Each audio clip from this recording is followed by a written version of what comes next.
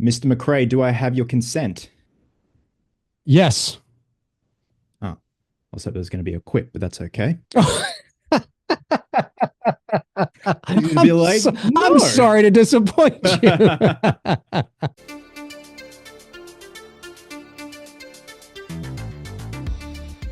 Hey That's guys, all welcome right. back to a brand new video here on the channel. I've got another treat for you, all the way from beautiful Toronto, Canada. The man who played Neo Freddy Krueger in Dylan's New Nightmare, one of the geniuses, one of the minds behind It's Me, Billy Chapter 1 and 2, the number one Tony Moran fan, the voice Yes. man himself, Mr. Dave McRae. Welcome to the channel, mate. That's me. Thank you for having me, Chris. It is great to be here. Long time coming. Highly anticipated. I mean, there's Superman with David Cornsweet, and then there's us, and that's really it. At the end of the day.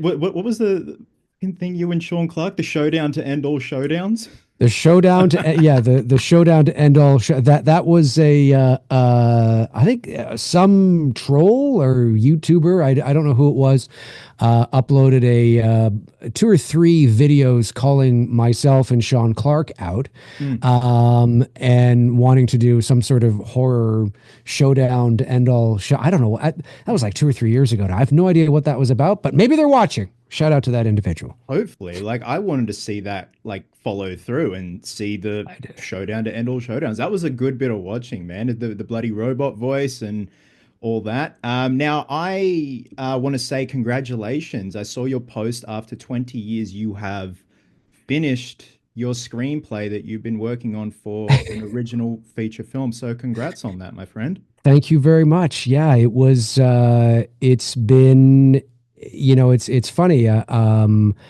I realized, like I said in my post, it's a feature length screenplay that I'm 45, so I'll be 46 in May, and I started writing it in 2005 when I was probably 25 turning 26. So it's been about 20 years. Mm. And it's based on true events from my time in college.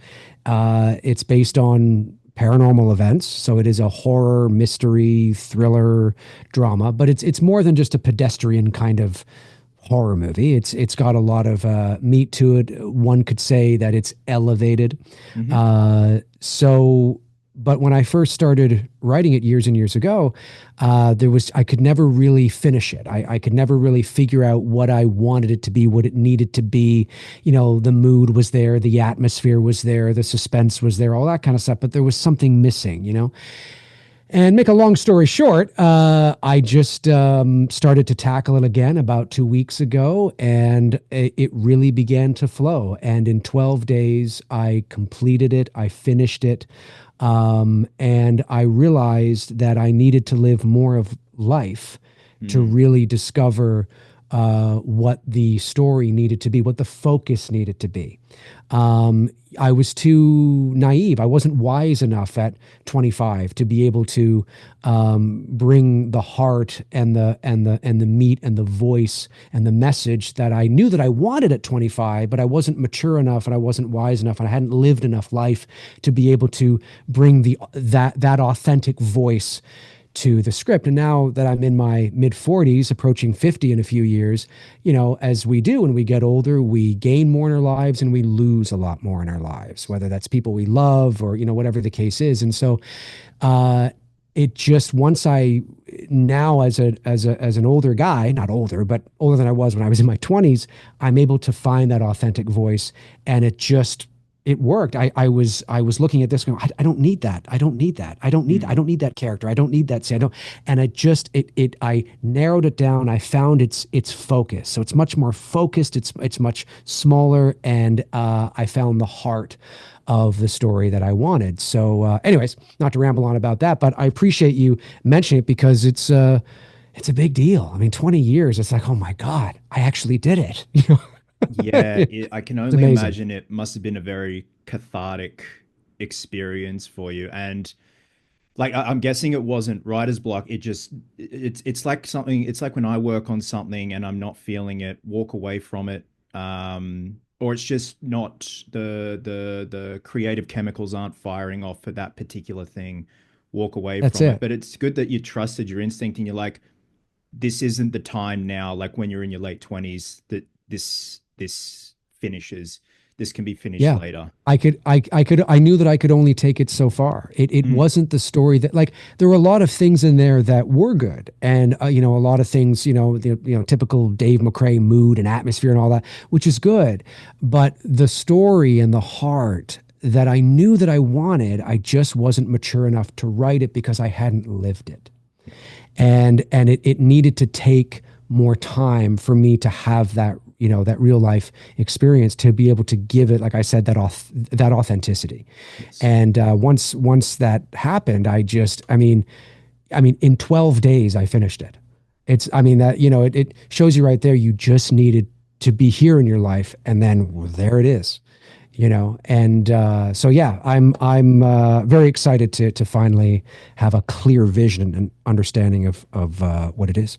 Absolutely, man. I'm very eager to see the next steps, and because I know you're very, you love putting your work out there and the creative process. Obviously, with It's Me, Billy, Chapter One and Two, what you and Bruce were doing every step of the way, pre-production, and obviously it was great to, you're updating backers and all that. But just to see the creative process and where that incubation period is to premiere, like it's out Right. there, it's out in the open. Our baby's left the nest, so I love all that. I appreciate that. Thanks, Chris. Yeah. Of course, mate. So today we're going to be talking our worst Freddy moments from every Nightmare on Elm Street. So a shout out to Frank and Darren over at the Slaughtered Lamb, who that's where I first discovered them, was their best and worst of the Hmm. Nightmare series with you, and they've got Hmm. such good rewatch value. Now and then I'll have a binge of them and have them playing in the background if I'm working on stuff. And we're just going to focus on the worst. Now, it's just like little bits from each Elm Street. Like it could be one Right. shot, it could be one scene where Freddy's just an absolute doofus. And I found that when it got to, or a fucking loser. That was good. That was good. That was good. That was good. Oh shit. But I don't know about Oh, you. I found when I got to three, two, one of Elm Street, it was hard. I was scraping, like it was like my picks are like little bursts. it's funny. I found it was harder, what we're starting with. And I think it's because I don't know the films as well. Mm-hmm. And so I found that when I got down to 4, 3, 2, it was easier because I know them well and I remember them well. The remake I haven't seen in quite a few years, so I had to really kind of strain and figure out what I could find that isn't. So I don't know if it's a great answer, but it's an answer nonetheless. And then I found that even kind of, you know what I mean? It was a little. So I watched a few clips to kind of familiarize myself with those films again. But that's funny though. I found it sort of the reverse. But I totally get what you're saying. It can be hard because a lot of those earlier films are great in Yeah. terms of Freddy, right? So And that's the thing. yeah. We're not here to like hang shit on, Robert's performance or anything. This is like just all No, for not at all. fun and shits and giggles. But like you Yeah. just mentioned, we're going to work our way backwards. We're going to start with the remake and finish on the original 1984 film. So guess Yeah. all that's left, sir, is what's your worst moment from the 2010 remake with Jackie Earle Haley? I hate to say this, but I think it's the when he's burned, when he's in the he's they throw The the Molotov. that's it, in there, and he's getting burned and he's taking off the jacket and he's doing. There's something about it. I don't know if it's Jackie Earle. Hey, I think it's. I don't know what it is, but there's something Mm, about it that's never really sat well with me. And I know that that's probably a weird answer to some of your viewers, and maybe it'll be one of their favorite moments. But there's something about when he's taking off the shirt, and of course you see the sweater. So I get that's like, oh, there's the sweater and all that. mm. I don't know what it is. He kind of looks like Martin Short, and it just He kind of does has with the this. wig. Yeah, yeah, yeah. Yes, he kind of looks a little bit like Martin Short. And every time I see it, I think Martin Short. And because I haven't seen the movie in a while, and I'm not as familiar with a lot. I mean, maybe if I'd sat down and watched the whole movie from beginning to end and really analyzed and looked, and but I did a quick sort of recap on it, and I was looking at some clips, and I was watching some scenes, and I'm looking at this and getting familiar, and then that scene popped up again, and I went, my God, I remember that. I saw the movie in the theater, and I remember that looked like Martin Short. And every time I've seen the movie since, which hasn't been in a few years, I'm like, I see Martin Short. So for Mm. me, it's a silly answer. I understand that, but it's the Martin Short. That's what I have to Well, go with. funny that that scene is my worst moment too. Not No. Yeah, a few moments before. So here's the thing: when they released that trailer that opens on that big, beautiful wide shot of the Oh, industrial it's great. space, and I'm like, that Yeah. looks sick. And you see Yeah. Jackie running and like slow mo, like looking back, and there's the headlights. I'm like, Yes. holy shit, this looks so good. Like this is really cool. And Mm. Carl Goldner, who when he falls asleep in the swimming pool and he's there like watching it all happen, it's Yes. when he shuts the door and Clancy Brown and all that get out, and they're like, "Come on, Krueger," and he's like, "What do you think I did? I didn't do anything." And it just cuts Yeah. abruptly, and I'm like, "Ooh, that was very abrupt." And then when Mm. they're loading up the Molotov, it cuts back to him inside, and he's like, "Okay, okay, okay, okay," and I'm like, "Dude, like you, you're a bad man." Like obviously they spun it like he could have been Right. innocent, but I don't know. It Right. just felt very out of character. I don't know if that was the direction Jackie Mm. was given, but it was just that Right. that okay, okay, okay, trying to figure out how to get out. And then obviously when Right. the Molotov comes through and you see his feet, and then the reveal of the oh, there's the sweater. Martin Short. Yeah, Martin Short. Da, da, da. It's funny you mention that because maybe in some ways we both are picking up on the same things, which is inauthenticity, Mm, right? Which is there's an if there's an in it's not, I mean it's not terrible, it's not the worst. It may not even be the worst thing in the movie, but certainly these are things that resonate with us, that stand out, right? And both of our answers, there's a common parallel, which is, and I don't think it's a coincidence that it's the same scene we're talking about either, right? And so maybe that there's something that's not resonating with us, which is I don't believe this. There's mm. something, maybe maybe we needed a little more, you know what I mean? So that's interesting. That's really interesting that you picked the same scene. Yeah, like as if it's a slip of the character, or because and that's the thing with the remake. It wasn't Jackie's fault. Jackie did the best with what he was given. I think, and Right. it's no disrespect to the makeup artist, I think the makeup possibly restricted his performance because Right. with Robert, Robert says, he honed in on his darty, beady eyes, and when he'd clench Yes. his teeth, and especially like in that barbecue scene in part two. But going back to Jackie, like his little mannerisms, like I love the little scissoring of his blades, like as if he's getting excited, just little things like Yes. that. And there Yeah. was another sequence in the film. It was just like an honorable mention. Nancy utters something like, this isn't real, and he pulls it back and he's like, it's real, but it's just Yeah. no emotion. And Right. Jackie has an incredible smile, and I feel like Yeah. that makeup, even though it's realistic and that's what happens to the Yes. skin when you're burned, it just like seizes up. I feel like Right. because it's Freddy, you've got to have that I that th- that cheekiness. I think you're right, and obviously they went the more realistic route in terms of the makeup, and I don't think Jackie Earle Haley's performance is bad at all, really. I mean, apart from the Martin Short stuff, and okay, fine, but in terms of him as Freddy Krueger, I think he was fine. I mean, he was a different Freddy, sure, but I still believed him as Freddy. I mean, he was scary. I think a great line in the movie. I'm paraphrasing, but is the why are you screaming? I haven't even cut you yet. I Yeah. think that's a great line. When he says something about how, the brain, and what does he say? And The that's when he's dragging the blade down his body. He's Yes, like, we've got like yes, and 2 more minutes to play. right. He says something about how there's like a delay. If I cut your head off, you're still going to notice the something Mm. like that. There's some sort of line he says there, which I thought was quite clever. I like him in the classroom when he's got his claws on his knives on the chalkboard, and he's dimly lit. That silly photo that you see of him where he's like, like that. That's not even in the film. No, I don't know if that's a BTS shot it or is. what Yeah, that it's is, but BTS. that's not that's not in the movie. And Mm, I agree with Robert Englund, who said in an interview many, many years ago, that I think one of the drawbacks of the film was we're introduced to our characters already suffer, and I agree with this, already suffering with mm, nightmares. So we don't get a chance to get emotionally attached to them and see the downfall, see the tragedy.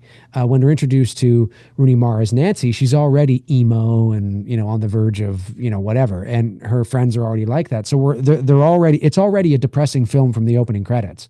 mm. And I think maybe if we had seen her bubbly and her friends happy, and we see that downward trajectory of what Freddy does to them, it might not have changed anybody's mind overall, but I think it would have maybe been a little bit warmer for the audience. I think it's a little cold, and that could be part of the problem too. I 100% agree. Yeah, very cold and sterile film. Freddy Mhm. vs. Jason.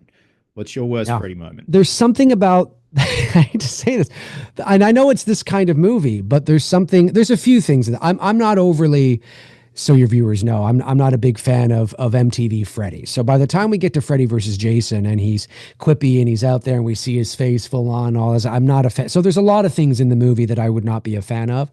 But if I had to pick one, I think it would probably be, funny enough, as it's cool, but it's still kind of, I don't know, a little cheesy for me, which is the wink at the end.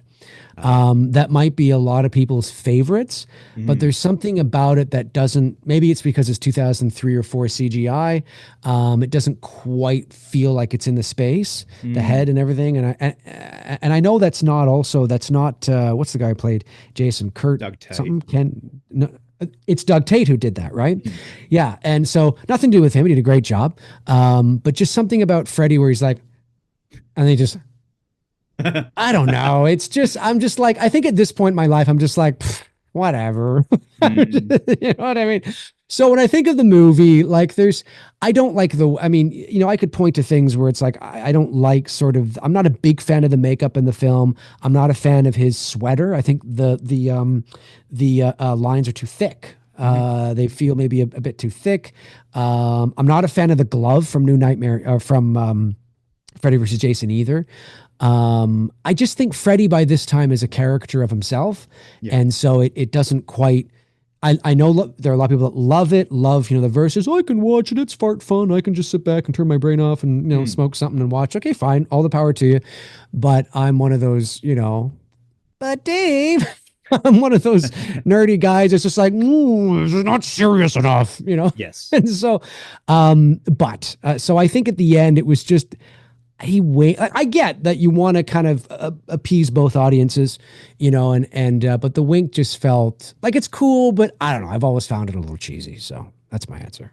They definitely needed that hook. And I think that was probably also whether or not it was Mark Swift, the writers, or Bob Shea, because Bob Shea Yeah, loves his hooks at the end.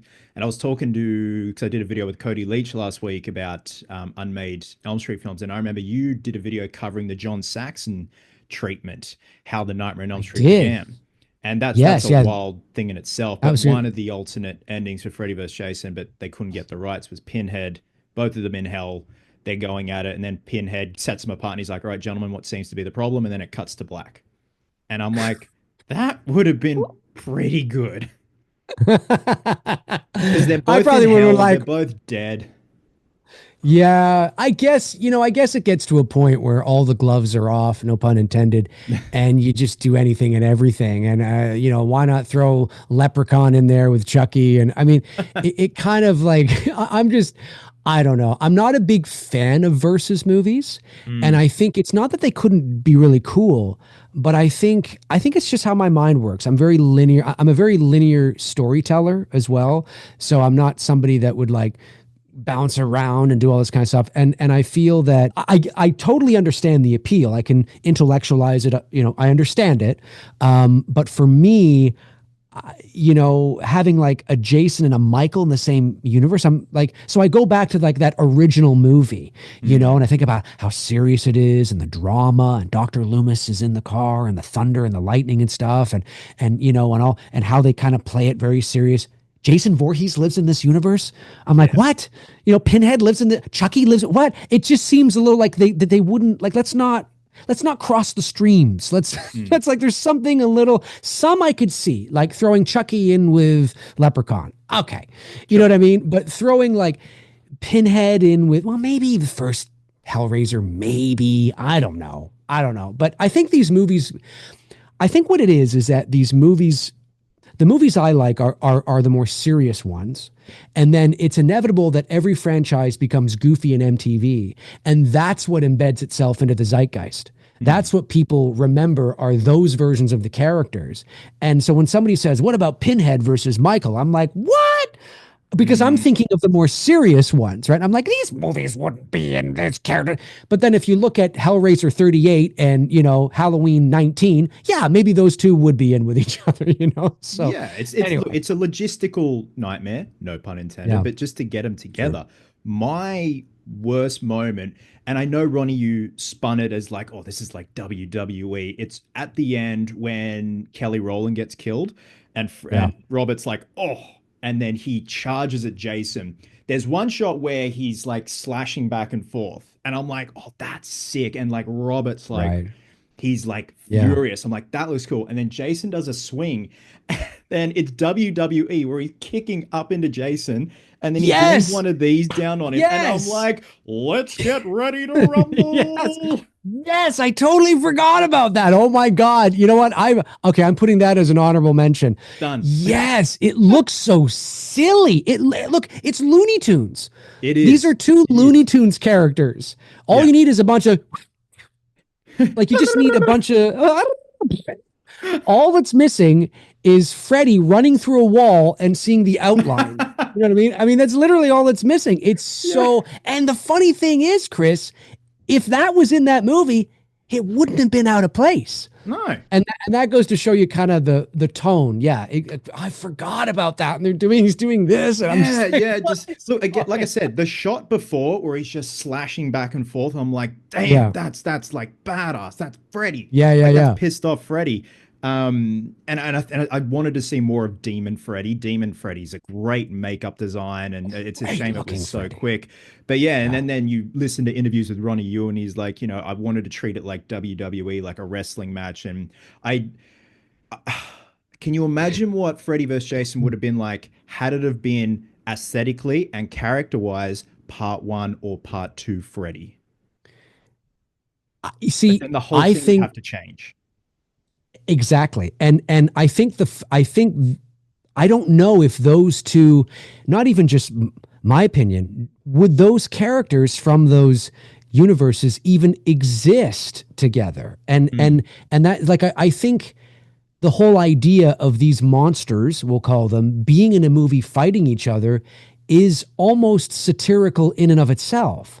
yes. And it almost feels like the characters couldn't exist in a universe together until they became caricatures of themselves. Mm, And then the audience buys into it and believes it because, Freddy's power glove that's coming up, doing all these things, right? All these things. And by then you're just like, yeah, I totally could see these people together. But them in their original Inceptions, and I mean, it'd be a full blown terrifying horror film. oh hell yeah, You like a know, Richard it wouldn't be Brooker, WWE. Ted White going up against part one, part two. Like Yes. yeah, it would be great. Like it's Oh like when my you see God. those Photoshop jobs of people who do fan art of Christopher Reeve and Michael Keaton and Linda Carter Yes. together, and I'm like, oh my God, what could have been? Oh, jeez. AI is probably going to do it soon. Oh shit, yeah. No, you're not even talking to me right now. This is all AI. Oh my God, Chris, you're not even there. You just sent me a message that you've already. Oh yeah, It's really Tony you're. Moran. Wow, holy shit! You've taken a flight. You're in Barbados, and you're on the beach. I And you am. sent me a photo. You're not even there. I'm talking to Tony Moran. This is unbelievable. You hear kick? Yeah. Oh, don't hey, I've got that on my soundboard here. Be careful, ladies and gentlemen. Without context, your Don't viewers tempt will me be with like, a good time, what? Mr. McRae. I'm just saying. Oh my God, that's funny. All right, Wes Um, Craven's New Nightmare. This was a bit of a tricky one. it was. So yeah, again, it's one shot in the film, but you go first, sir. It's the when they're out on the highway, and it's the CG shot of him in the sky. Cloud Freddy. Um, Sorry. Cloud Freddy. Yeah. And so again, when we think of Wes Craven's New Nightmare, everything with Freddy in that movie is actually handled pretty well. Yeah. There really isn't too. I mean, there's a little bit near the end. You know, his jaw opens up to stuff little Miko Hughes into his head. But there's in terms of Freddy, there wasn't really anything. And I remember this movie very well for obvious reasons. But there wasn't really anything in there that I was cringing over, Mm. except for I think it's just a matter of it being dated now, and when Nancy, runs out onto the highway and she has to duck underneath that truck. I mean, you can tell that that they're not actually in the same space, right? And Mm. that's just it's dated, it's 1994, and then seeing him in I just was like, it's cool, but out of all the things, it's the only shot that I remember being kind of like, like everything else with Freddy, I think is great. Unless you may have something here where I might go, oh my God, that's right. I forgot about that. But miss me, that's fantastic. Even at the end, like the makeup's great. Rising up behind Julie, the way he Mm. looks, you know what I mean? Walking on the set, like all of it is very, especially where we've come from, Elm Street 6 to New Nightmare. The Yes. way they handled Freddy in that movie was great. So I would say out of everything, that's the only thing that is the worst, Freddy moment, I guess. Yeah, again, it was tough because there's so much good in it, and I've really come on board with the look. I've repeated Right. at nauseum that I would have loved to have seen part one Freddy, but rotting trench coat, like just bits are Mm, falling off. Still that sweater with no stripes on the sleeves.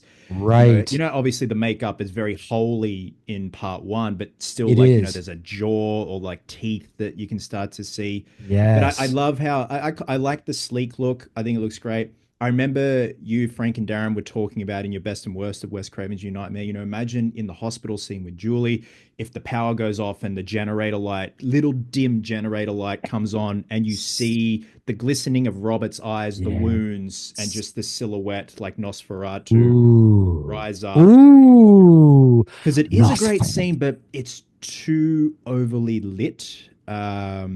Especially in I can agree with that. comparison to, I don't know if you've seen the deleted scenes from the first Elm Street with Robert actually in the room with Amanda Wyss as Tina, and you see from her point of view him dragging her.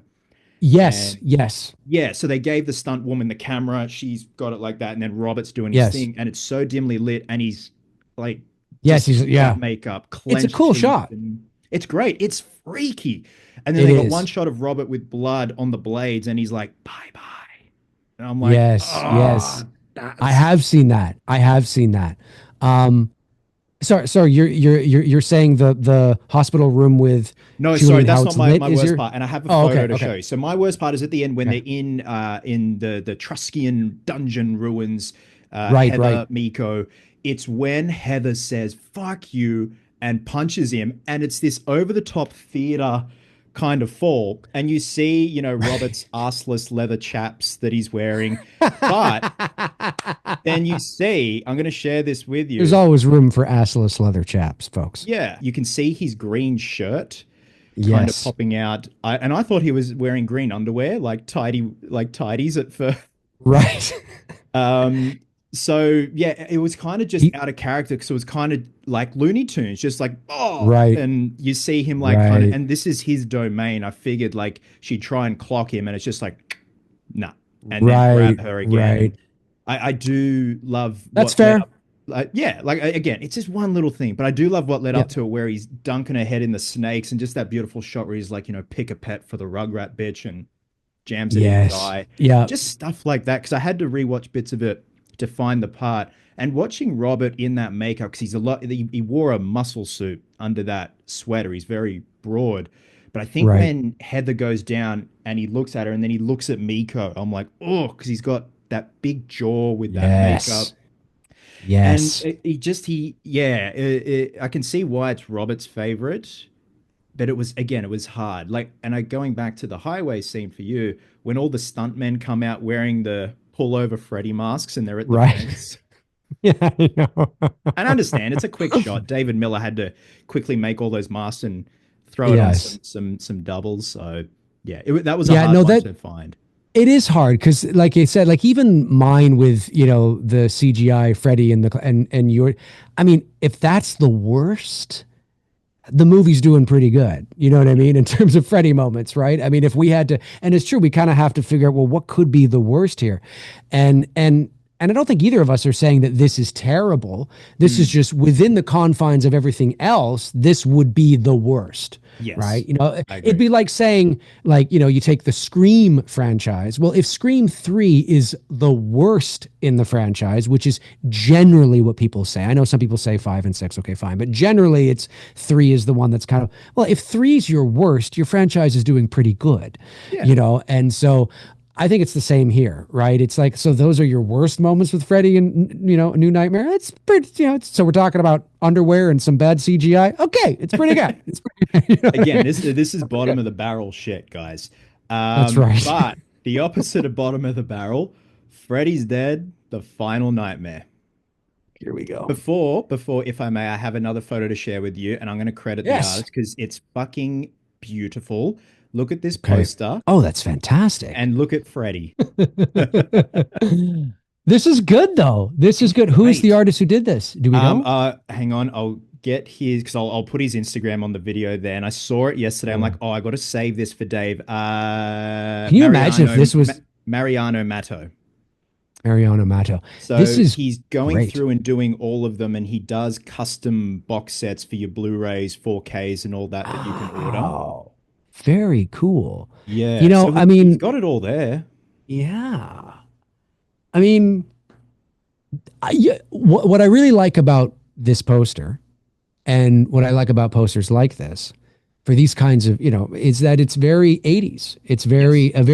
even though it's 1991 is the movie, it's very much those classic and he's done such a great job with the symmetry, like everything is perfectly laid out. It's symmetrical. It's not like it's too busy over here, but not enough over here. It's this Mm, head's too big up here, but it's not enough here. He's really, at least with this poster anyway, and I imagine his other work is the same. He's really mastered, it. There's a lot there, but it doesn't look or feel too busy. yeah. And that's because he's really done a great job at the layout of it. It's really effective. What a great job, buddy. Great job. Yeah, Looks it was good. very well done. Now I know it's probably, it was very hard to pick just one worst moment for you. So let's hear Was. it.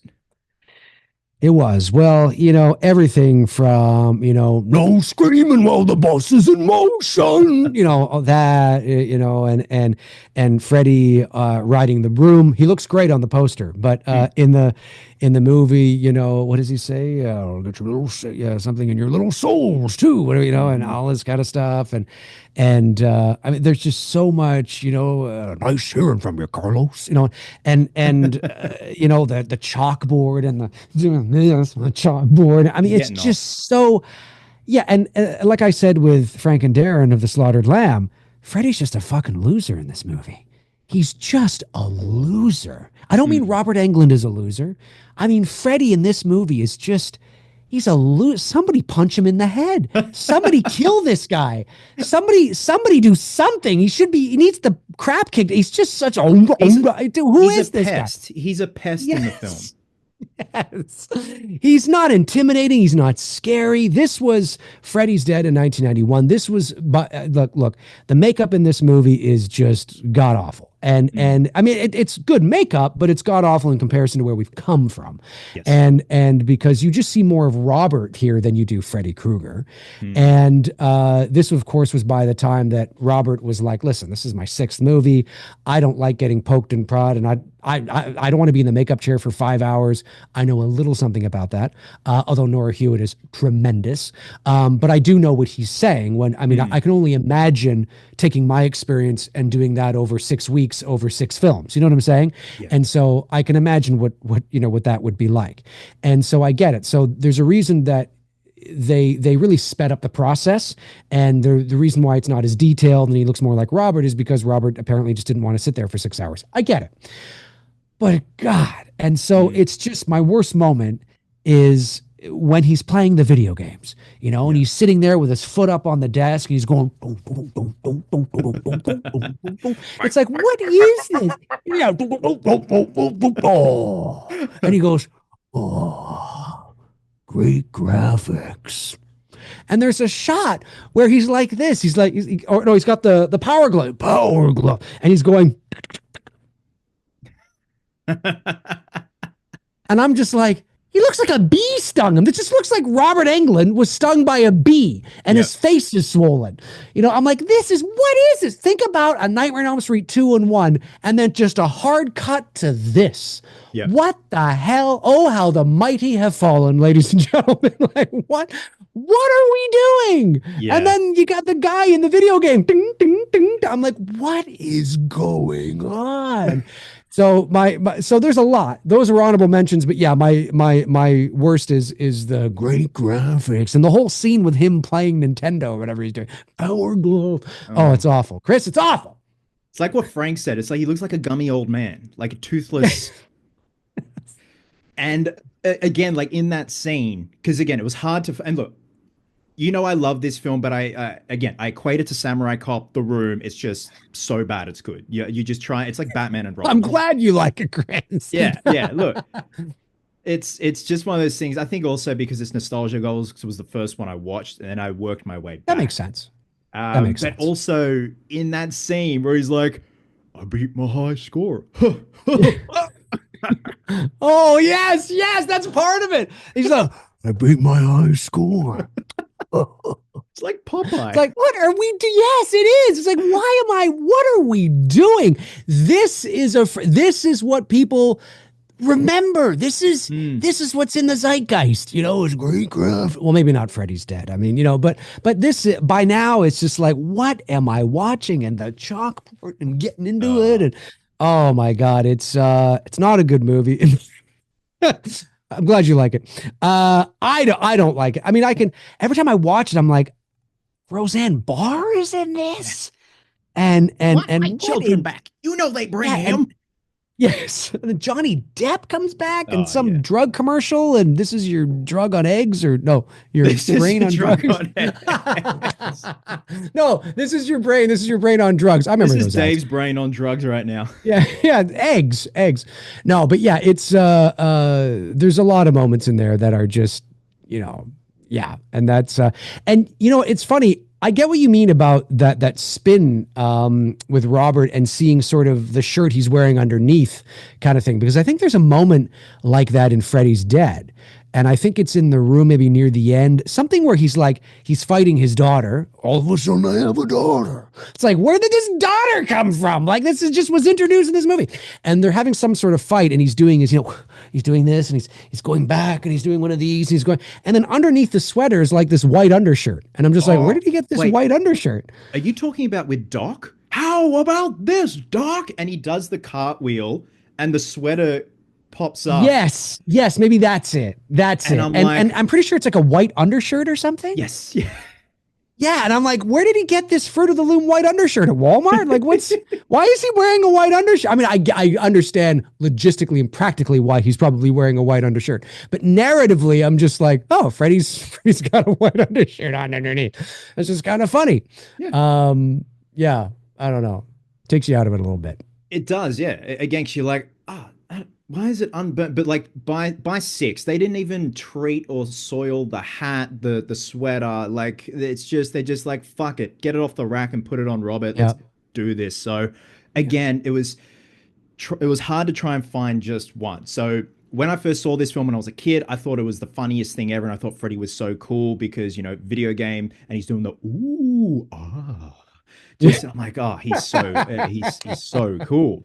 But the first honorable mention is I'll Get You My Pretty and Your Little Soul. I'm like, why the fuck? Even back then, I'm like, why is he a witch? What the hell is going on? But my worst moment is because I don't understand the line.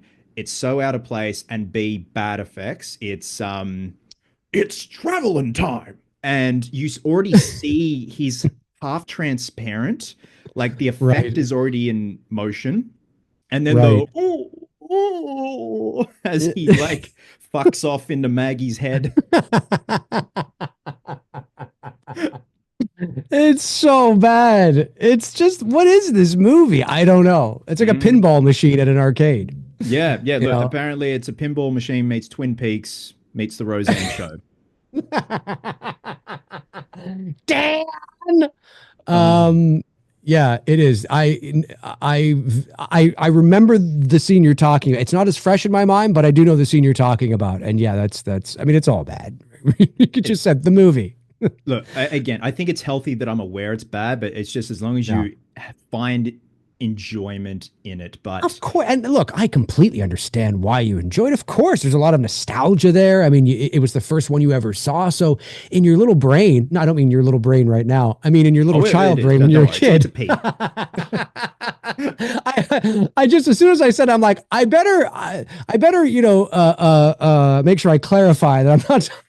Look, in your little brain right now, Chris, in your little child brain when you were, 5 or 6 years old. I mean, yeah, I mean, you're gonna. It's like part one to you, right? In a lot Mm, of ways, because it's the first movie you're watching, so there's a lot of nostalgia. Totally get it. Totally understand it for sure, for sure. And there can be some fun that can be had. I understand. sure, let's call it that. Yeah. All right, the Dream Child. Yeah, Dream Child is I don't know. Every time I watch it, it's not like enjoyment as Freddy's Dead, but I'm like, this is boring. This is, and Freddy's a strange one in this one. So, what's your He's worst hardly movie? in it. He's Mm, hardly in it. I wouldn't. I don't know if anybody's. Maybe somebody can now and put it in the comment section. But I would like to know how much screen time Freddie has in this movie. It feels mm, like, I know he doesn't have a lot in part one either, but it feels like he's hardly in it at times for some reason. Like his presence is there, but listen, this movie is not as bad as Freddy's Dead. I don't particularly like it though. I think in the later films, it became more about the dream sequences than about Freddy Krueger. So there's a lot of, mm, in part five, there's a lot of, surrealism and just like the set pieces and the gothic sort of, kind of, all the staircases and all that. Like it's very surrealism, almost like a Salvador Dali painting. You know what I mean? mm.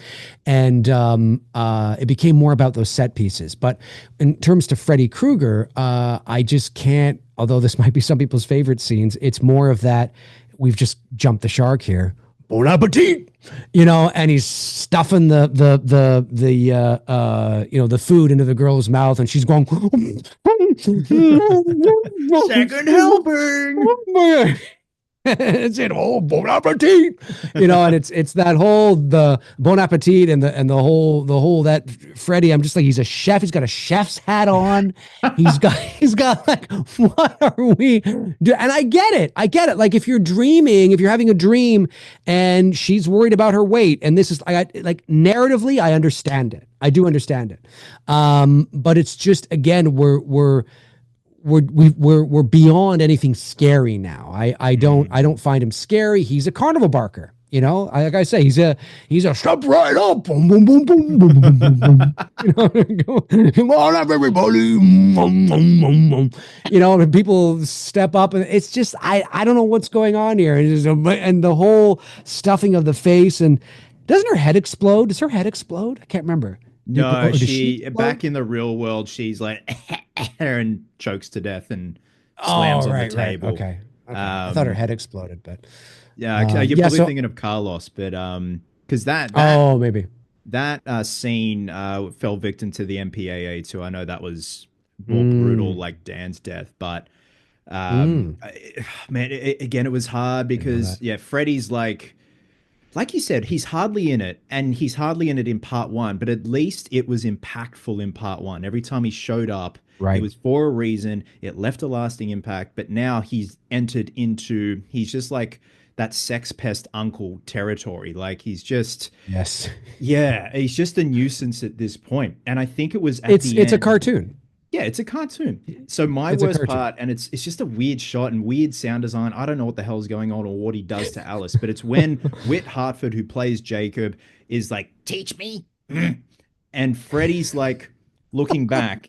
He's got Alice, and he does this thing with the glove where it's almost like he's sniffing the blade, and because it's the stunt glove, you see the blade like wiggle past his nose, Oh, okay. and then he goes to Alice, and he and I'm like. What are you doing? Are you kissing her? Are you what the fuck are you doing, mate? What is going on? And that's when your mom walked in and I downloaded the wrong Elm Street movie. oh no, what are you watching, Chris? Nothing, nothing. It's nothing really. I'm not. Yeah, no, that's I don't I vaguely remember that scene. I think I know the one you're talking about though, but because when you went like this, I'm like, oh, I think I yes, yes, yes. Mm. Uh, but okay, all right, fair enough, fair enough. Yeah, yeah, that's that. I can understand how that would be kind of take it like, what's going on here? Again, he was just yeah. It's a strange interpretation of Freddy Yeah, in that one. But now we're getting to MTV Freddy, and I think this is like between 3 and 4. This is everyone like when they're a kid. That's who Freddy was. Like when you're like, oh, he's yes, cool. Like Rennie Harlan said, yeah, like James yeah, Bond. that's So right. what's your worst part of about Freddy in the Dream Master? Well, let me just say that when I did the best and worst of the Elm Street franchise with Frank and Darren of the Slaughtered Lamb, I had to watch all the movies, and I actually hadn't seen Elm Street 4 in quite a few years, and so I watched it obviously in preparation for that show, and I liked it more than I remember liking it. Hmm. I'm not saying it's my second favorite or my third favorite, but it wasn't as bad in quotations because it's not really bad. But it wasn't. I enjoyed it more than I thought I did. There's a lot of great cinematic language in the film, the surrealism, the dream sequences, the repeating of the dream sequence, Yeah. and coming back to the same location when Alice flies into the movie into That's great. the screen, the diner. Like it's some great set pieces and great cinematic language, great symbolism if you know what to look for. And I'm like, oh, there's a little bit of maturity here. Like this isn't just a cool set. This is like Yeah. there's a story being told here. And I really, really enjoyed that. And I thought the Freddy makeup was okay. I thought it was all right. Like it wasn't, it was fine. Hmm. That's the yeah, it's not 5, right? It's 4 is the one is Welcome to Wonderland, Alice, right? Yes.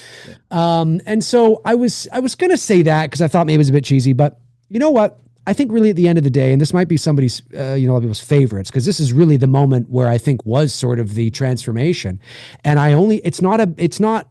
it's not bad or anything. It's just I'm picking it because it is that full on transformation between what I love about Freddy and what Freddy then became. Because part Hmm. 3, I think, although there's a little more quippy Freddy in 3 than I think there is scary, which we'll Yeah. talk about. 3 is still you can make the argument that 3 is that hybrid, right? Hmm. Whereas we're starting that. Whereas this moment in 4, I think we can point to, and maybe there's another moment, I don't know, but this is the moment I believe where it's like this is it. This is the moment where he became pop culture Freddy. And Yeah. that was the beach and the sunglasses. Hmm. And I think that was the moment where when what's her face there is on the beach and we see the shark fin quote unquote come through the water. Yeah, when Hmm. you're 7 years old, you're like, oh, it's pretty fucking cool. you know, and it comes onto the beach. All of a sudden he's there and he puts the shades on, the shades that were really popular at that time as Yeah. well, and I think they were like dark, but had like the colored arms or whatever. Like I Ray think those, Bans, I think. yeah, something like that. Really popular at that time. Everybody had them. Your parents had them, And he puts them on and he puts his foot on it. Like again, from a dream sequence perspective, she's sinking. It's quicksand. Oh my God, she's sinking. We've all had those kinds of dreams before. The I'm suffocating, I'm drowning, I'm running on the spot and I can't move. And there's some like all that's like the dream stuff's great, but that's the Mm. moment you see him in brightly lit light. It's sunlight. He puts on the shades. He's got the glove. It's like that. Here I am, James Bond, the pop culture Freddy, the new era of Freddy, Yeah. And so because it's not my favorite version of Freddy, that's why I chose it. More than fair enough. The only thing that would have topped that off is there's the shot of Kristen sinking in the sand, and in the foreground, you see Freddy's boots come in as he steps in at the Oh, front of the frame. yes, you do. You All do. they could have done to complete that is have Robert in a full burn makeup with budgie smugglers, his boots still on, and then put the sunglasses on. Slippers. Slippers. Slippers, yeah. They should have had like big, like something that was really popular, like Care Bears, like big, fluffy Care Bear slippers. That would have done it. That would Yep. have done it. Somebody Yep. could totally, somebody right now could totally, who's a whiz with After Effects, could totally make that happen. Yep. Or someone please Photoshop that and send it to us. That would be fucking Yes. incredible. It'd be But yeah, amazing. again, that is that. It's that point of no return where this is this is where we are now, and this is how it's going to be, and it's only going to get worse from here. Yeah.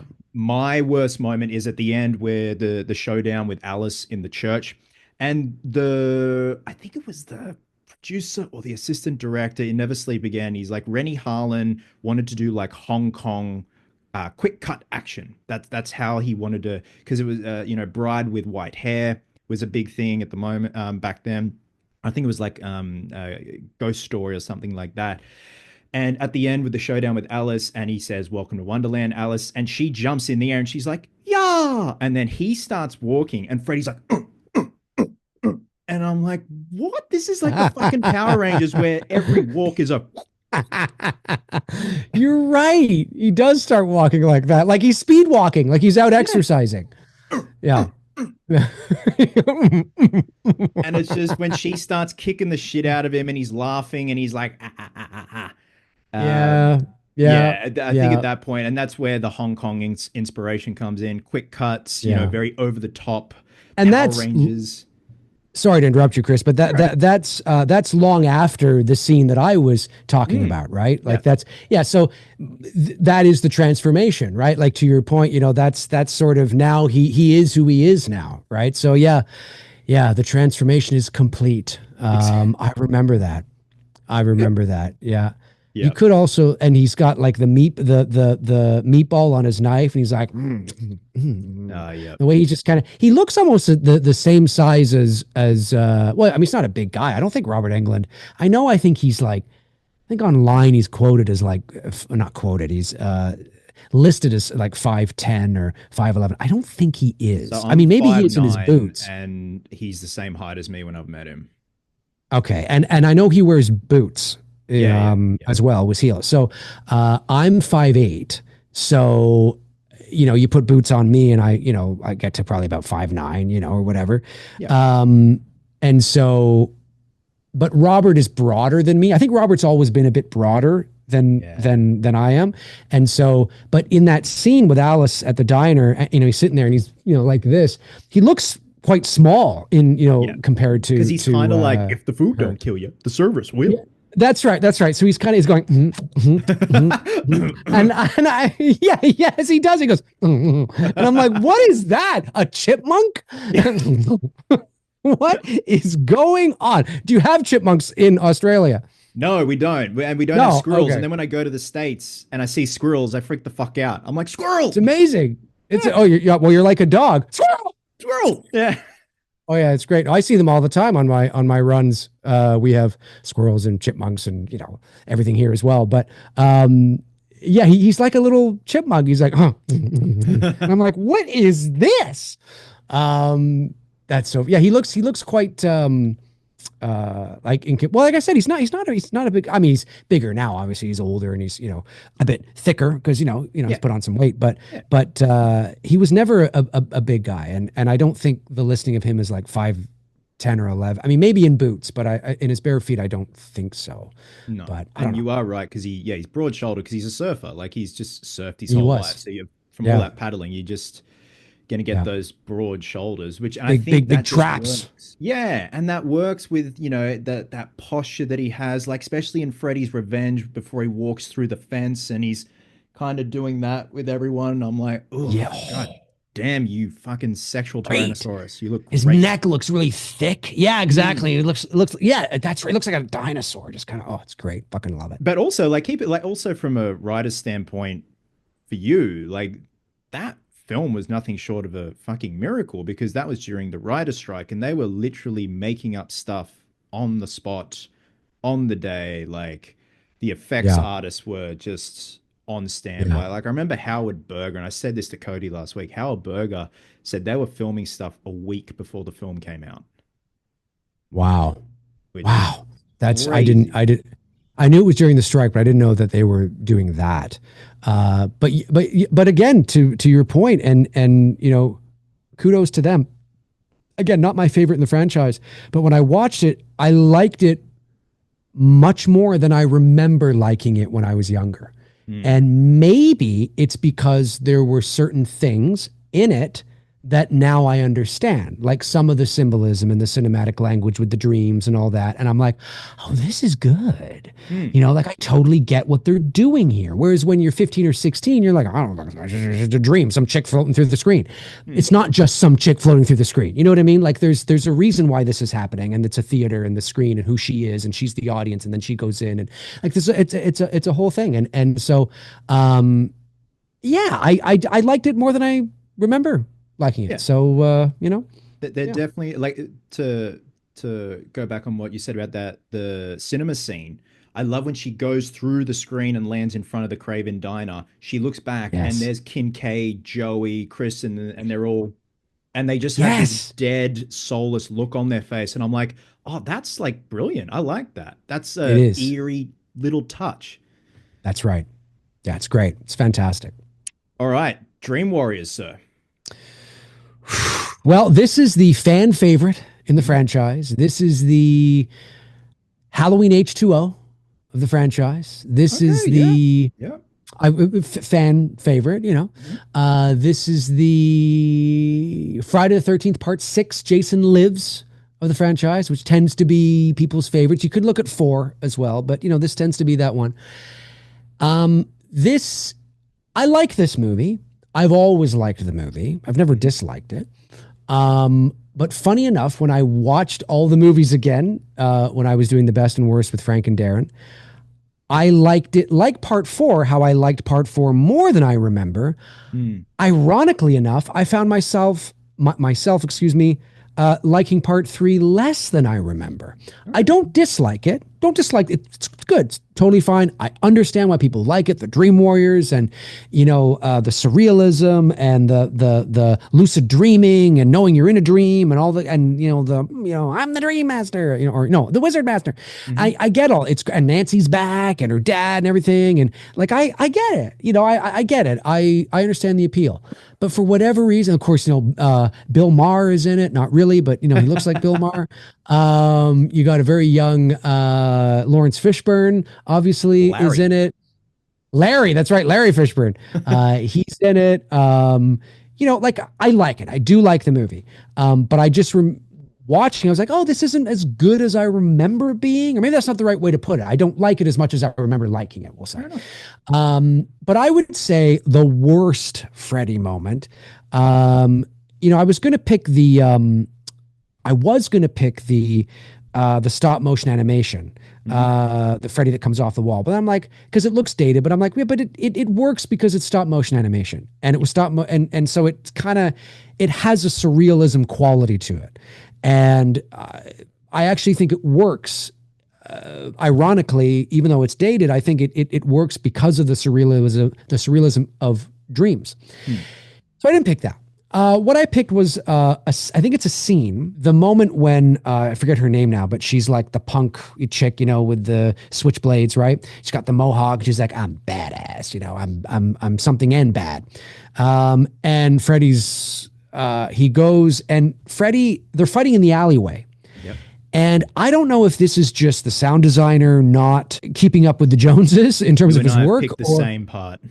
or if this is just, but you know, Freddie's voice when Mhm. Robert does you know, he's pitched lower, Yep. and each film has done it differently to varying degrees, but he's pitched lower, not you know 9,000 octaves, but you know a few notches, Mm. and so he speaks faster, and you know because when you hear him, let's say on Freddie's Nightmares in the mid '80s, he's like, "Hey, what's going on, everybody?" That's really Mm. Robert, right? And that's not what we got in the first Elm Street or Part Two, and what you expect from Freddy. And so this scene, there's a moment where he is deeper, Mhm. and then all of a sudden, as he's fighting, and he's taken a hit from you know one of the knives. Maybe you remember what he says. I can't quite remember, but I remember him being like, "I'll just make something up for you know the sake of it." He's like, "You're pretty good." Mm. Oh yeah. Why should we fight? We're all friends, you and I. And I'm just like, what's going on? And that happens quite a few times in A Nightmare on Elm Street 3. So I could have picked some other scenes, but I'm picking this one because of the other thing that's going to happen. So there's that. I don't like the varying degrees of which we want to use processing on Robert's voice and we don't use processing on Robert's voice. I'm like, no, you've got to use it. Like, I don't want to hear Robert. I want to hear Freddy. And that doesn't mean that you're necessary. I mean, if you were to pitch him so low that he sounds processed, that's different. One of the things that I said to Cecil when we were doing Dylan's New Nightmare, I am pitched a little bit lower, but not much. Not much at all. Because I said to Cecil, one of the things, because I'm also a voice actor, so obviously, I'm a bit particular about these things. I said, I don't want it to, I don't want my performance to be compromised by pitching the like the nuances and the idiosyncrasies of my performance to be compromised and lost completely by pitching me too low. And then you don't hear those subtleties that I brought to the performance. And that was very important to me. And thankfully, I can already go quite low. So we didn't have to, I think it was like one notch. It's like, yeah, that's fine. You know what I mean? And but with Robert, it's the same kind of thing. Like, you don't want to pitch him too low, but you got to do something because he just sounds like a regular dude. And that's not what you've established in terms of the rules of, sorry, I'm babbling here, Chris. My apologies. I love this. But that's so that always sort of kind of bothered me. And then I think it's the same scene. We go along and he's got the needles for the hands, and he goes up to her and he's like, and he stabs her in the arms. But if you look closely, you can see that all the needles are rubber.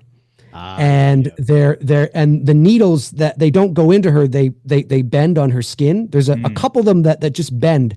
They kind of bend, and it kind of takes me out of it. I'm like, ooh, very much like you with this and seeing the floppy of it's the same thing here. He goes in and you see one of the needles go and turn to the side as he sticks it into her arm. And I'm like, okay, so that compounded with, what are you doing there? I'm like, what is that? No. That's I chose the same one. So again, just that it takes you out of it, because I'll go back to the alleyway scene in a minute, but when Freddy, opens up the sweater and he's like, the souls of the children give me strength. And then it cuts back and he's like, always room for more. And it's Robert. And I'm like, what?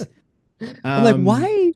Yeah. And Elm Street fans try to justify it like, well, he's bouncing back and forth between he's a dream demon. I'm like, no, if that helps you sleep at night, okay. But I don't think anywhere. I mean, maybe anything's possible, but is it likely in the post-production, during post-production in the sound design suite, the sound designer's going, you know what I'm going to do?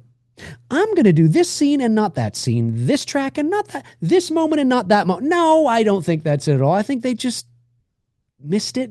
Maybe because of rushing things out. I don't know. I just picture they bring Chuck Russell in and the sound designer's like, gentlemen, prepare to have your minds blown. He shows them the differences and he's just like, Chuck Russell's like, you're fired. And he's like, hand with good cars. Yeah. So going back to the alleyway scene, and again, it's the mannerisms of when Taron stabs Freddy and he's like, that's it. Yeah. It's just kind of like, it's like if you hit your mate when you're a kid, and he's like, ow, fuck. Yeah. Yes, that's right. And Robert's this, and I'm pretty sure he says, why fight? We're old friends, you and I. And that's when he's like, and then it cuts to that, and the voice is back, and he's like, let's get high. And I'm like, yes, what the fuck, man. Yes, that's it. And also, again, plastic blades. I got a fetish for plastic blades. When when they're fighting, the index blade snaps off. Oh, does it really? It snaps off, and when Robert's like that, and he's like, we're old friends, you see the glove like that, and the index blade's gone.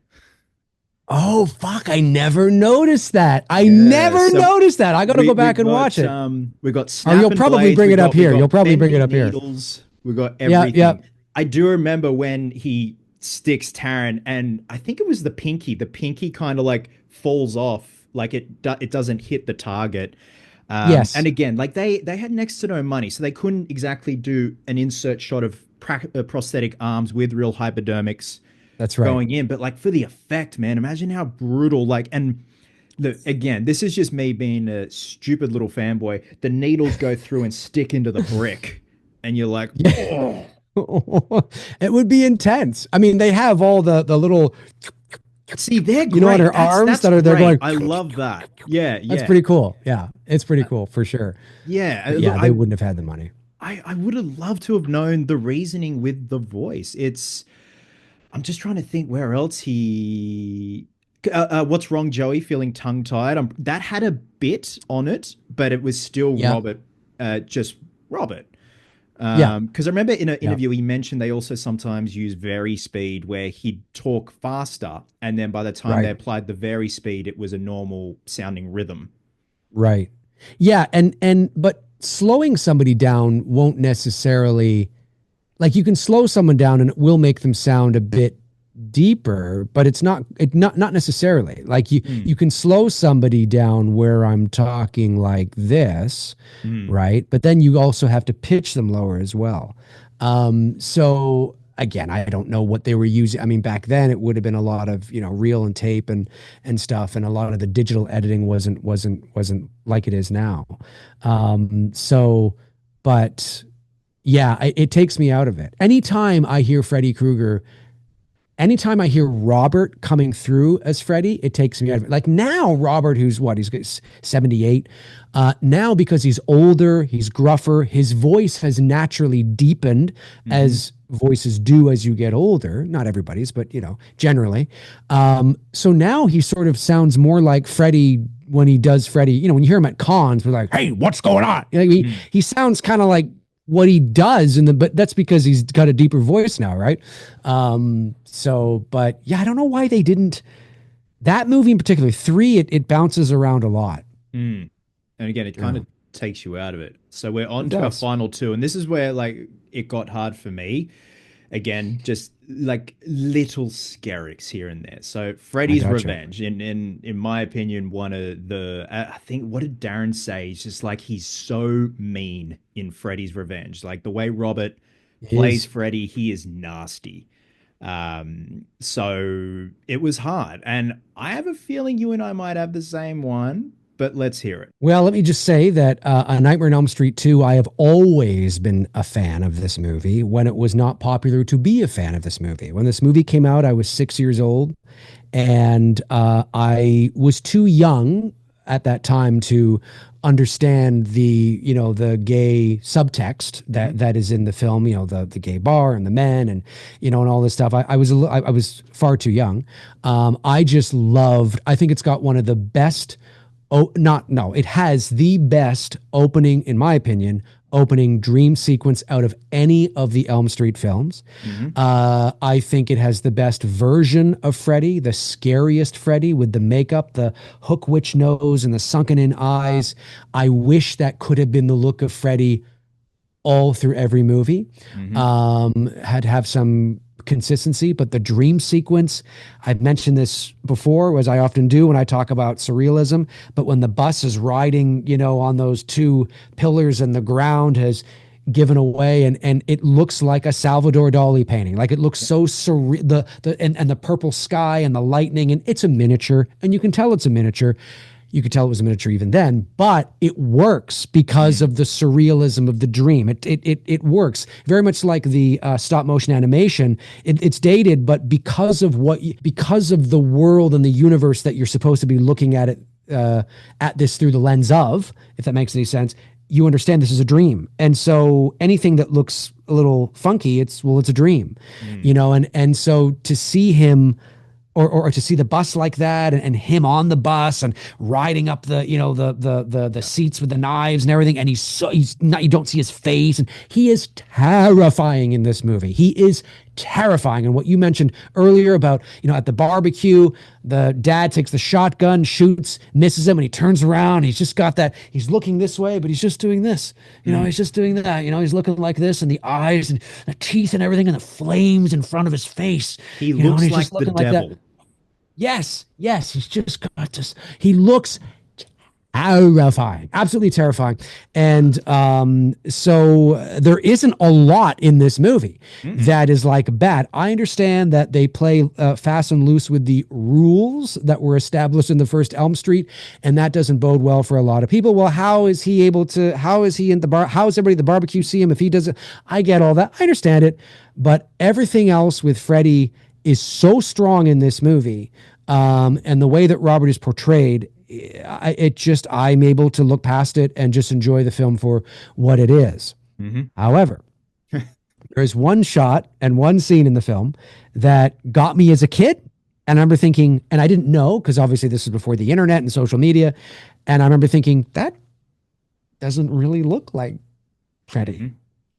And then I found out later it's because it's not. Later is in like 25 years later when there was the internet and social media and you could, have all this information at your fingertips. And it's because Robert Englund was initially not cast as Freddy Krueger in this movie. And they worked with somebody else until they realized, no, we need Robert Englund in this movie. And that is the shot in the shower with Freddy, quote unquote, coming out of the steam, Mm-hmm. coming out of the steam. It almost, it's funny. You could almost say, like it almost works because he's trying to take over Jesse's body, and you could almost make, well, maybe it's Jesse, maybe it's somebody else, maybe, you know what I mean? Yeah. You could kind of play that in your mind that maybe it's not Fred. But that's not what it was. That's not actually what happened. And so every time I watch this movie and every time I see that scene, I'm like, this is clearly not Robert Englund. It looks like a kid. It looks like a kid cosplaying as Freddy Krueger. His hat's too big. His pants are too big. His shoes are too big. His gloves too big. You don't actually see that, but it's just the body language. I mean, it kind of just looks like not a child, but like, a teenager coming out going, I got my costume, guys, and it's just that for me would be the worst Freddy moment in the movie. I thought it would be. So I have two because I knew we'd both agree on that one. But Mm. also, can you imagine if they had a cast Robert and from the get-go, that shot when the dude is trying to reason with him at the barbecue and Robert is Yes. like walking towards him and you hear the blades clinking and he's like, I'm here to help. And Robert has that, like, are you Yes. fucking serious? Like you're trying Help to, yourself, fucker. yeah, yeah.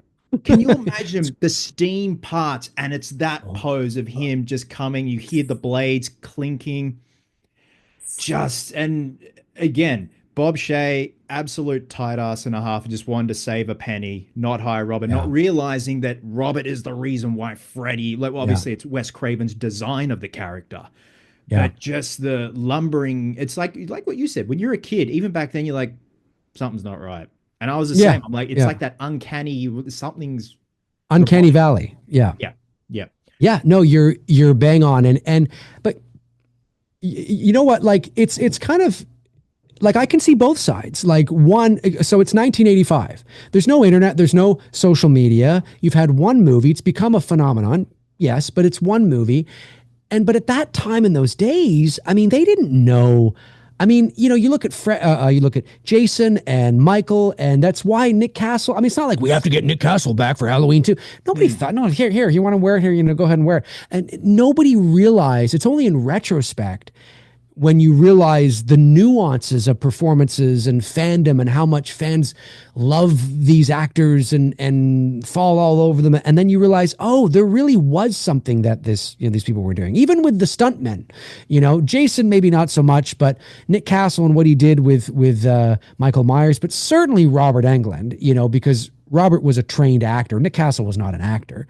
Robert was a trained actor, and he was theatrical and understood movement and body language, and he knew how to play to the camera, and which is incredibly important. And so, to think about those things, like, he often talks about how I would drop my shoulder and, James Cagney and, feeling the weight of the glove and all these things. These are things that not that stunt men and women couldn't think of, but are not trained to think of, are not naturally, it's instinct, right? It's instinct that when you get into a certain outfit, this, when you get into a certain outfit or a certain character, there's natural things, there's instinctual things that automatically just start to come to you. And you assess the character, you assess the situation. You're not necessarily consciously thinking of it. It's just happening. Hmm. It's just happening, and you're thinking about the character and the role, and where's the camera? So the camera's going to be there, and you look at the light, and you think, well, if I stand here like this, look, hang on, the camera. You have those natural instincts because you've done this before. Whereas stuntmen and masks don't necessarily. They need to be directed more. Yes. I would say, and so with Rob, but they didn't know that then, right? Robert's a guy, not a guy in a mask, but they didn't realize how important Robert was Mm. because it was one movie, and it was good and he was good. But who's to say that somebody else couldn't do that? I mean, it's not like, somebody else could do that. I don't say. So I get why, I mean, Bob Shea wants to save some money and we'll just get somebody else to do it. And it's just somebody walking around. But it became very clear very early on how important Robert was, Yes. and those nuances and idiosyncrasies.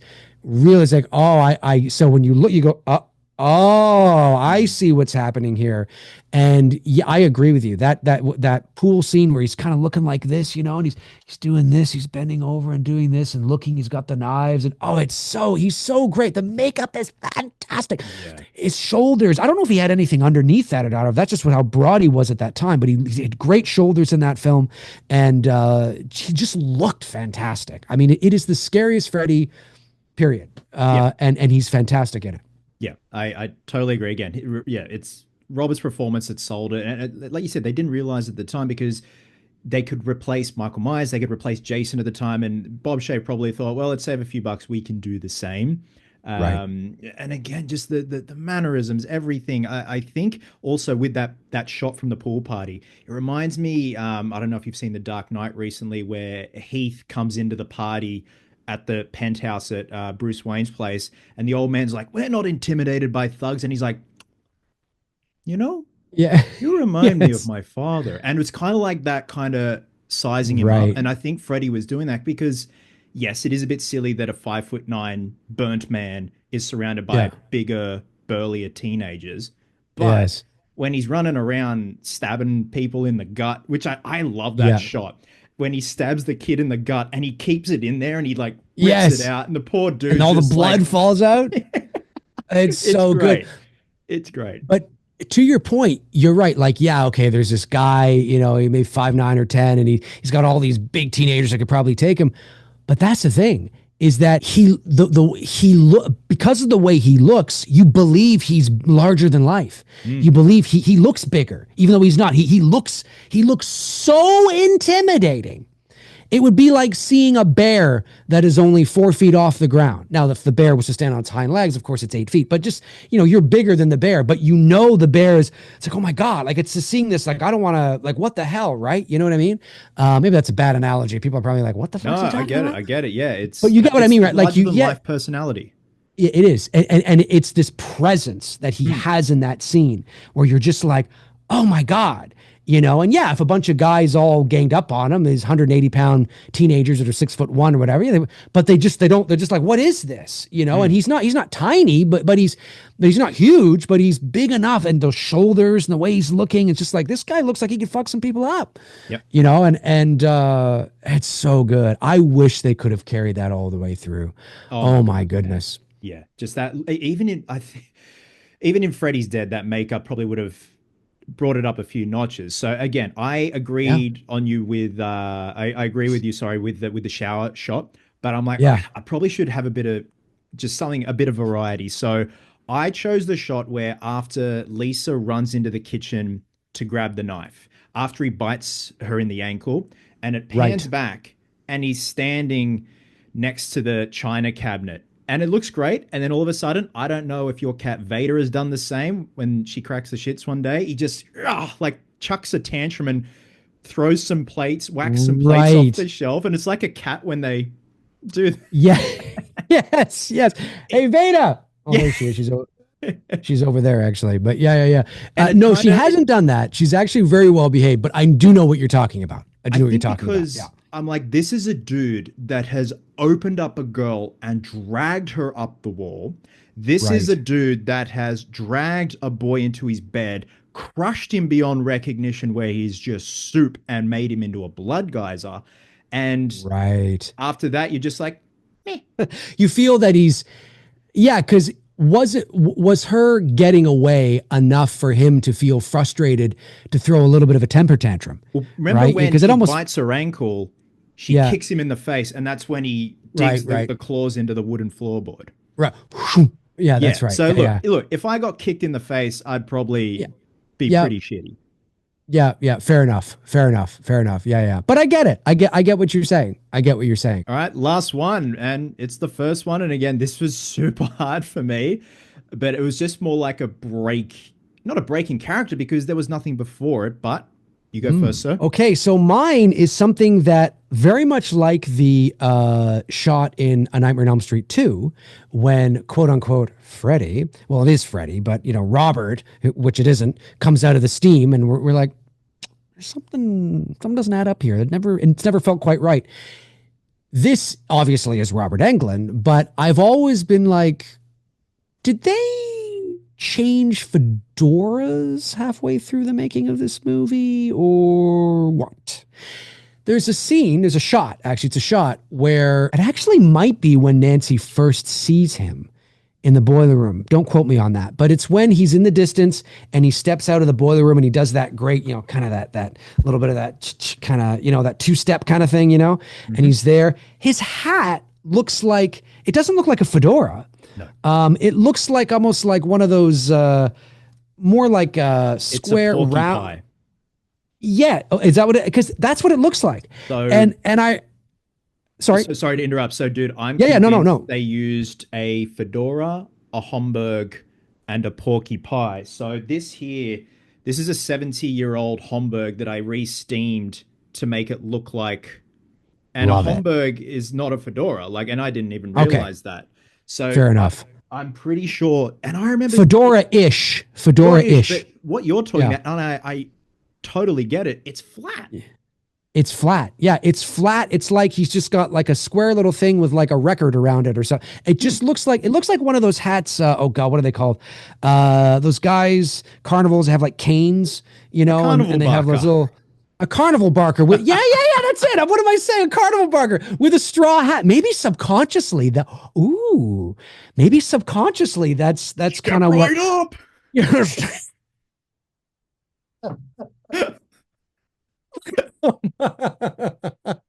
it was foreshadowing the inevitability of the Yeah. downfall of greatness.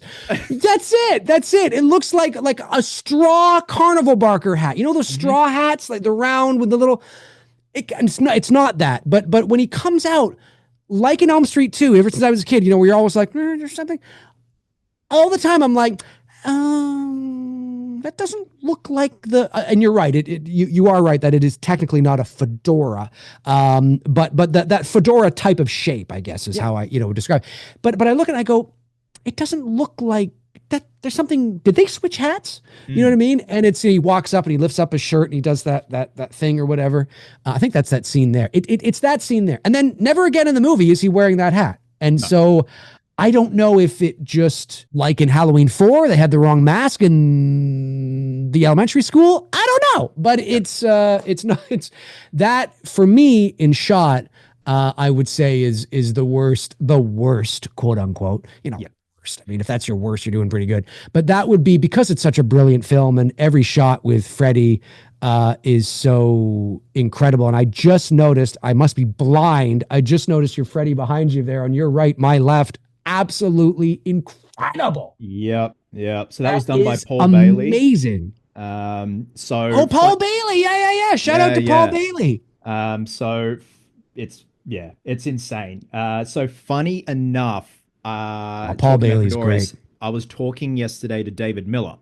So Okay. David Miller is offering, and he's only doing about 10 or so busts with the makeup appliances from the molds from the first film glued onto a live cast of Robert. And I pulled the trigger on one. I couldn't afford it, but I'm like, I've got to find a way because this is beautiful. So he also offers part five and the new Nightmare prosthetics from the molds from the film. Wow. He says I've probably got about 10 in the part one because these are old plaster molds. They're falling apart. And I'm like, I've got to get one. So we were just chatting and Yeah. he's lovely for a chat. And I'm like, dude, I love that photo of Robert in the sweater with the sleeves off and you can just see his arms and he has the Yeah. Yeah. paperboy hat on, just sitting there in makeup. Right. And Right. Right. yeah, look, Wes walked in and it was going to be another 2 hours of makeup. And Wes is like, nah, screw that. So he's like, they threw the sweater in the bin as well as the paperboy hat. And he goes, it's funny you mentioned the carnival barker. He said, we also tried a straw hat on Robert. Ooh, I wonder if that was it. So Do you think that? I know for a fact they used multiple hats, dude, and I don't think they cared Yeah. about continuity at the time. I know No. the stuntman wore a hat with no ribbon and no brim. It was just like Right. a part four or part three fedora. And Right. back then, they're run and gun gorilla. They're like, here, just put this one on Robert. Robert, go over there, go to your mark, go away. That's it. So That's I it. totally get it because I'm pretty sure that's a porky pie hat, which is the square, and then there's a Yeah. Homburg, and then the Yeah. fedora, and they've steamed them, distressed them. Of So course. Of course. it's yeah, it's funny That you makes mentioned that, sense. and it's a great That shot makes too. And sense. I love his little grunt when It's a he great steps shot. out from behind the boiler, and he's like, so Yeah. Oh, it's my great. Yeah. Yeah. worst moment, and it's that same scene, and I have a photo to share with you. Did you know that the hero glove was incomplete at the time of filming that shot? I did not. I only knew that the hero glove broke and they had to put one of the blades back on. So if you look at one of the gloves, you can see that it's actually been reattached. That I knew about it, but I did not. I probably didn't know about Okay, what so you're gonna yeah, say here. Jim Doyle designed the glove. Lou Carlucci, Charlie Blodnelli were building the glove, and I'm assuming because the glove was still being built, Wes, the crew, the producers, everyone, like, okay, well, let's film stuff where we can get away with the stunt glove because that was Right. made of like plastic, balsa wood, all that stuff. And I think when it got to this scene, they're like, oh shit, because we've got shots of the glove doing that, and then of course the pipe scrape, we need the Right. hero glove. So here's a shot of the pipe scrape. Notice the rubber bands holding it onto the leather where the tang Oh of the blade ends. yeah. Yeah. I've never noticed that before. It So they're just looks rubber like it's part of bands. the glove, like part of the metal. It does. So yeah, rubber bands are holding it on. I'm assuming only thing that needed to be put on were the ringlets to be soldered on. But Hmm. also when you notice that, like that the music that has that shot of the glove like that, there's no ringlets, and you can Yeah. see four rubber bands holding it on to the leather. So Interesting. yeah, so again, like run and gun, man. They're probably like, oh, it's not Yeah. finished yet. Get Lou to bring it to set and just put rubber bands on it. We just need this insert shot. So That's it. my worst moment, again, it was so hard because this is to me, this and part one, Freddy, they're just the best. And there's nothing to compare it to because nothing came before it. And I That's it. obviously am assuming Robert was still trying to figure stuff out. And he didn't even have a proper laugh down. It was more like a like a Yeah, that's like a right. clown. He kind of laughed like a clown in the first one, but then you get to Yeah. two when he Yeah. rips his head off and Oh yeah. the part of his head off and that laugh is It's great. so good. And I feel It like that's when is. he's like clicks with the laugh. So I Yes. Yeah, I understand agree. he's still experimenting with stuff, movements. It's after he scrapes the blades on the pipe and it's the close up of Heather and you hear him go, gonna get you. And he moves and he's like coming towards her and he's got this look like, Yeah. and it looks like Freddy's dead. So, and I it's know the, the scene you're talking. I know the shot you're talking about. Yep. and it's not a knock at all with David Miller's brilliant makeup. Right. Robert in that makeup looks best when, like, the Tina, Yes. watch this, and it's he's Yes. darting beady eyes, but when he's like, nah, it just it. But again, I don't hold it against Robert or anyone because there's nothing to compare it to. They're still trying to No, figure there their isn't. shit out, and That's it.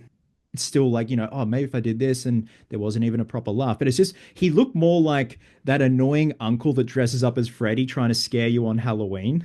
Yeah. Yep. I could see that. I know the one you're talking about. Yeah. Yeah. I can totally. I can see that. And there's it's funny. For a long time, I used to.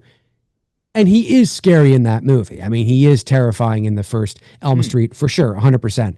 But the older I've gotten, he's just in part two, like the bust you have behind you there. I mean, is just that is part two, right? Yeah. Yes, part two. Yeah. It's absolutely terrifying.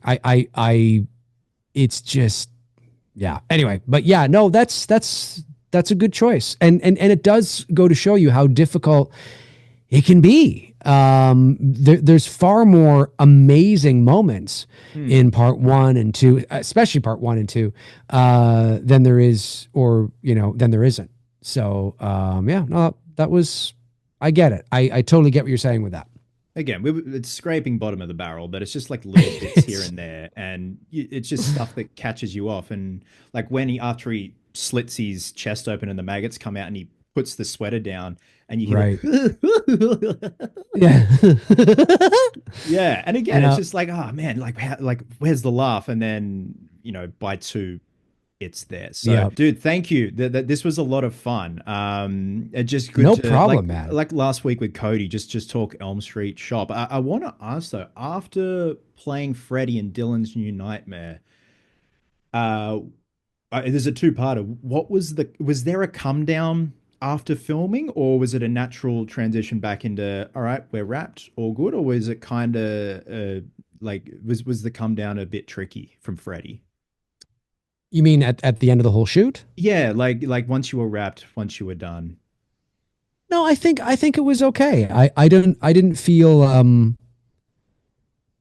I I didn't no, I would say it was pretty immediate.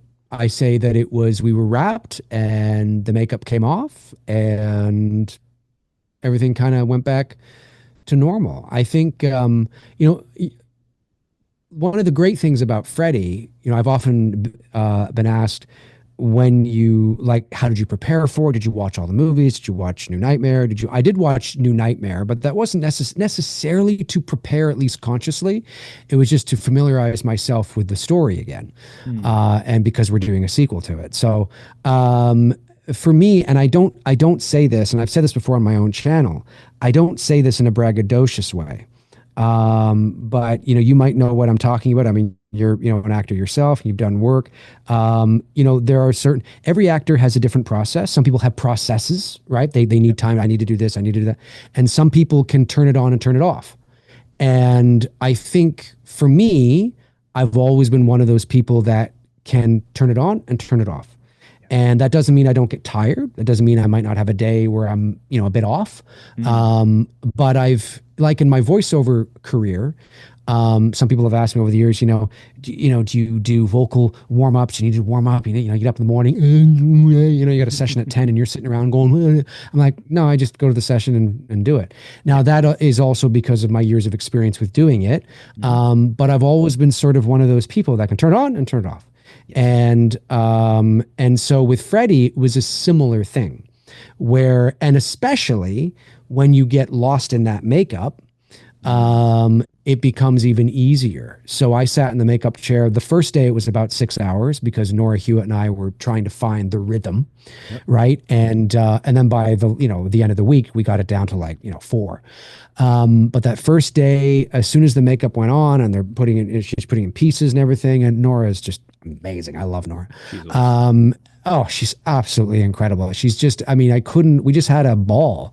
I Hmm. mean, we were just, and she was like, oh, I'm so sorry about that. I'm like, nah, you gotta do what you gotta do. You gotta do what you Hmm. gotta do, and I'm good. I'm good. We got the music on. I got my eyes closed. If I fall asleep, wake me. But she was great. But when it went on, I mean, and I no longer saw myself, it was very easy for me to get lost in that. And then I had time sort of in the makeup room to look in the mirror and kind of just find my place. There's a video on my channel actually where I'm in front of the mirror and I'm getting into it, so to speak. And so I had yeah, no, I had a ball and I didn't really feel, again, I know it sounds, I don't want it to sound pretentious because that's not how I mean it at all. It's just the truth. I'm just one of those people. And that doesn't mean that I would be like that with every role, right? I Hmm. mean, there could be a role where I'm like, oh, on and off isn't going to work for this, right? I really need to study this. I need to, you know what I mean? So it's not a one size fits all. But I think because of the character of Freddy Krueger and growing up with Freddy and knowing the character so well and knowing and having long talks with Cecil about it. And, it's not like I just came off the street, they put me in the makeup, right? I mean, Yeah. we had been talking about it for years. And then because of COVID and everything, I couldn't go to, because I'm Canadian in Toronto. The borders were closed. I couldn't go, but we were still having those meetings and talking. And Miko and I would talk, and so there was a lot of mental preparation beforehand, anyway. But it was a very on and off thing for me. And again, it's easier because you're in makeup. So Dave McRae ceases to exist. If I was playing a character named Bob and I had no makeup on at all, maybe a little different, right? Depending on what my role was, because I can't lose myself in anything, right? And so, anyways, I don't mean to ramble, but yeah, that's it was an on and off thing for me. I found that once the week was done, I was good. Did you find after wrapping and everything was said and done that collectively the Nightmare series, you look at them differently post Neo Freddy? Great question. So I would say that I wouldn't say the Elm Street films as a whole I look at differently, but certainly whenever I think of New Nightmare, I think of the film that we did, because we took it very seriously. And Cecil Laird of the horror show, shout out to Cecil, had obviously had a vision of this sort of first step in a larger story he wants to tell. But when you're an indie filmmaker, obviously sometimes it's easier to take things in stages. And he had this first sort of step that he wanted to take, and he did it. And I think he did a great job with it. And because it's not easy, it's really hard, we both know about that, with our own films and everything. And so it's extraordinarily difficult. And I think he did a fantastic job. And I was very happy to be a part of it. And it's kind of, and obviously having Miko Hughes on board gives it that authenticity and that credibility that you're searching for. And so it does feel, because there is no sequel to New Nightmare, and there likely will never be an official sequel to New Nightmare. I think if they revisit Freddy, they're just going to do it over again. They're not going to go back to New Nightmare. Although you never know. You never know. Maybe something will happen with Dylan's New Nightmare. You never know. Fingers crossed. But yeah, no, I would say that whenever I think of New Nightmare, I think of our film, and it feels like the story does continue. I know at least a little bit about what happens afterwards. Dave, it's been an absolute pleasure just talking, laughing, just all things Freddy. It's just, yeah, this is clearly my jam. But also just thank you for the inspiration. I've been watching you for years and years, and then I found Frank and Darren at the Slaughtered Lamb, and then Cody and Lee over at Drum Dum. So it's a beautiful little horror community. For Great. the folks that want to find you on socials, where can they find you? Well, first, let me just say, Chris, thank you for having me on. I really appreciate it. You've got a great channel. I watch you all the time. I do. I'm not just saying that. I watch your, when you put on like the Superman suit that you got, I watch you unbox that and wear that. I'm just like, that looks incredible. Like the stuff that you get, the stuff that you own, the people you know and speak to and are able to get all this stuff. I'm just like drool coming down my face and everything. And when I saw the Freddy massage, I'm like, oh. So yeah, no, I think what you do on your channel, of course you have two channels, the cosplay Chris, and then this channel I think is the other one, right? That we're on. Yeah. And so, but no, I mean, the work that you do is great, and I appreciate you having me on and reaching out. I think it's, and you're right, it's a great community. The horror community is a great community to be a part of, and to inspire each other, and to lift each other up, and have fun and talk about our passion is just awesome. So I really appreciate you having me on. My channel is Dave McRae. McRae is MCRAE, and I don't really have a format, I would say. I mean, I guess I have a format in the sense I have a regular live show, but I'm not a movie reviewer per se. Some movies I will kind of semi-review, I guess. But I just like, it's more talk radio. I just like to talk about things that I'm passionate about, different topics, whether it's rankings or talking about Freddy or Jason or Michael. I'm a big Halloween guy, so you'll often see a lot of Halloween content on there. And then, of course, I'm also a filmmaker and a voice actor. Professionally, that's my day-to-day job. So I don't put a lot of my voiceover on my channel, but there is a reel on there if you ever wanted to check it out and see what it is I do. But so I like to talk about my own projects as well. So yeah, just come and hang out, subscribe, hit the notification bell. thumbs up, all that stuff that people say. Make sure to like Which and I subscribe. Bye. make, subscribe, hit that, punch that notification bell, and slap that thumbs Oh, up button. merch link down below. That's right, man. Come on, OnlyFans down below. Well, no, wait. Guys, with that being said, drop a comment below and let me know your worst Freddy moments from every film in the Elm Street series, even Freddy's Nightmares. Like, there's a lot of worst moments, and it's mostly just like the wraparound stuff with Freddy. Yeah. But you could just tell Robert's having the time of his life and just eating it all up just with that fame. But guys, thank you so much for watching. Dave, thank you, my friend. Love you guts, and I'll catch you in the next one.